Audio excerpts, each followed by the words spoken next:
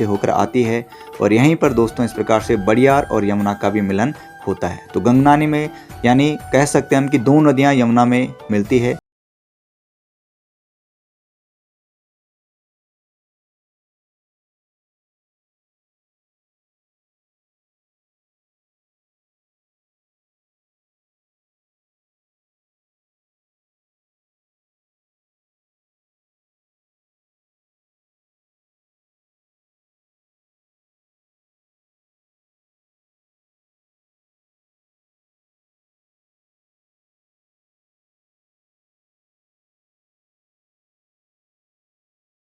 Coat क्षेत्र से ऊपर की तरफ यानी जो माँ यमुना है इसके जस्ट ऊपर एक गांव पड़ता है जिसका नाम है थान गांव। और कहा जाता है दोस्तों कि थान गांव में जो है एक प्राचीन शिवलिंग है जिसकी पूजा जो है जमदग्नि मुनि महाराज करते थे। जमदग्नि मुनि महाराज का एक नियम था कि वो गंगा जल से ही पूजा करते थे और गंगा जल से ही हमेशा स्नान करते थे। तो दोस्तों यहाँ से बड़कोट क्षेत्र से उत्तरकाशी वो पैदल जाते थे और गंगा जल का जो है यहाँ चढ़ाने के लिए लाते थे। रोज़ उनका दिनचर्या यही था, हमेशा भगवान शिवलिंग की जो पूजा है वो गंगा जल को चढ़ाकर ही की जाती थी दोस्तों। तो आप देख सकते हैं थोड़ा सा ये जो ग्राउंड है ये गंगनानी का ग्राउंड है और यहाँ पर बहुत ही सुंदर मेला लगता है और इस प्रकार से आप देख सकते हैं बहुत ही सुंदर नज़ारा है। काफ़ी बड़ा ग्राउंड है दोस्तों, आप वीडियो में आपको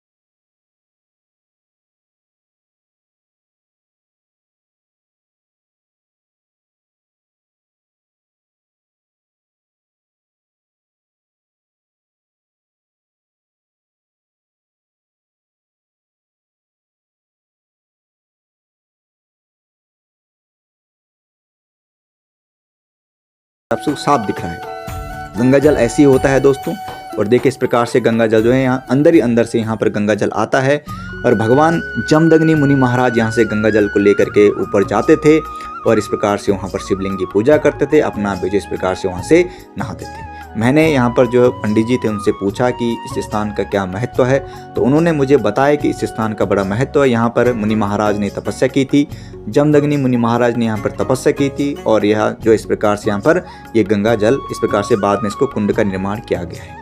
देखिए ये जो मंदिर है इसके अंदर माँ यमुना और गंगा की जो है मूर्ति विराजमान है। आप जब आएंगे तो इस प्रकार से यहाँ पर स्नान करके अंदर माँ के दर्शन कर सकते हैं। अंदर यहाँ पर एक शिवलिंग है दोस्तों, इस पर आप जल चढ़ा सकते हैं नहाते समय। और देखिए दोस्तों जहाँ पर मैं मत्था अपना जो टेक रहा हूँ, कहा जाता है कि जब मुनि महाराज ने अपने तपोबल से गंगा को यहाँ बुलाया था तो आगे आगे भागीरथी शिला चलकर आई और पीछे पीछे माँ गंगा चलकर आई। इस प्रकार से इस भागीरथी शिला का महत्व है दोस्तों और बहुत ही रमणीक स्थान है, बहुत ही दिव्य स्थान है, बहुत ही पवित्र स्थान है। जो भी व्यक्ति यहाँ पर आता है इस कुंड में स्नान करता है उसके पाप सारे धुल जाते हैं, उसके सारे कष्ट मिट जाते हैं, ऐसी मान्यता है दोस्तों इस कुंड की। तो इस प्रकार से ये जो कहानी थी दोस्तों जमदग्नि मुनि महाराज की है और उन्होंने जो है अपने तपोबल से माँ गंगा को इस स्थान पर बुलाया और आज भी दोस्तों यहाँ पर माँ गंगा विद्यमान है। ये सत्य है, ये सत्युग की कहानी है दोस्तों। और वर्तमान में भी जो हम कलयुग में यहाँ पर जाएंगे अपने पापों को धोने के लिए, अगर आप लोग यहाँ पर जाएंगे तो यहाँ पर आपको गंगा मिलेगी दोस्तों। कहा जाता है कि जब यमुना में बाढ़ आती है तो यमुना का पानी काला हो जाता है, लेकिन दोस्तों जो ये पानी है ये इसी प्रकार से रहता है, इसमें बिल्कुल भी कोई खरोच नहीं आती, किसी प्रकार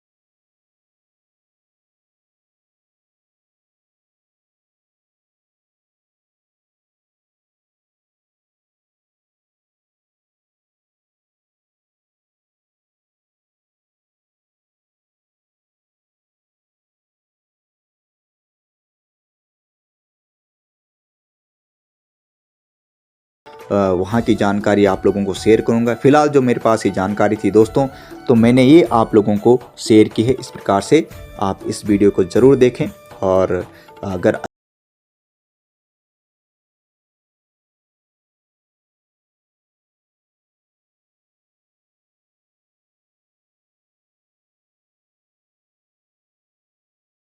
यहाँ पर तपस्या की थी, ऐसे हमारे पंडित जी ने हमें यहाँ पर बताया है दोस्तों। तो कहा जाता है कि जो उनकी कामधेनु गाय थी, उनसे कुछ मांगा जाता तो तुरंत फल मिलता था, वही चीज़ मिल जाती थी।